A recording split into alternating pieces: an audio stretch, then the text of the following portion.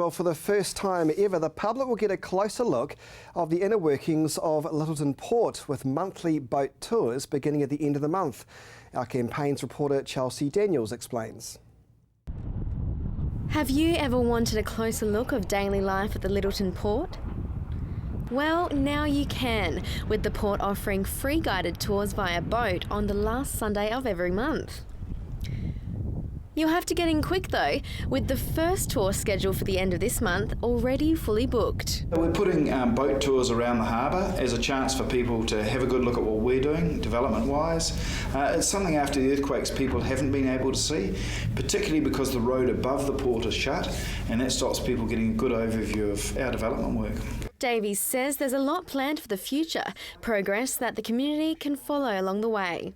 Two big developments that you can see physically are the reclamation, so we've now reclaimed close to 9 hectares of land, and we're also close to completing a new berth called Cash and Key No. 2 berth. The 230 metre long Cash and Key No. 2 wharf is an $85 million upgrade that started construction late last year. The wharf itself, look, if we get a good run, it'll be finished by Christmas, could well be by February, somewhere in that time frame. They will have some of their most experienced staff on board to answer questions from the public to make sure that everyone can get a good understanding of what's happening, what's planned and why. I think they're interested in where the port's going to as a whole because, you know, a lot of people in Canterbury do understand the importance of the port to them. As I say to people, you know, when you had your coffee in the morning, it came through the port. So the port's actually integral to what we do every day, and we know a lot of people just want to see what development's going on and what the future of the port looks like.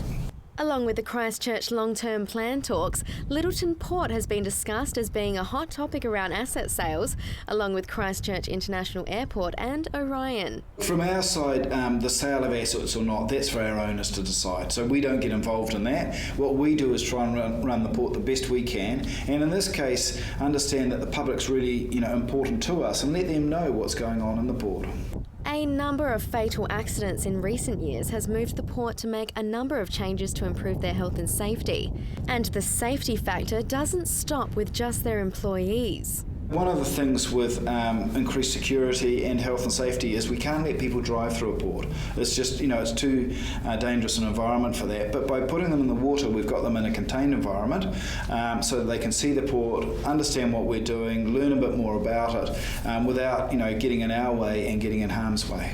At the end of each tour, passengers are invited to make a donation to Chomley Children's Centre, located nearby in Governor's Bay. Chomley, to our perspective, is a really good charity for a start off. So it deals with children, particularly children that are coming from at times difficult homes, gives relief for families who want to put their children somewhere just to give them a break. And it got very hard hit by the earthquake. Its buildings were knocked out. So by giving a donation to them, it helps them to rebuild and to look after the families of Canterbury. Port tours can be booked by phoning Lyttelton Port Reception. Chelsea Daniels, CTV News.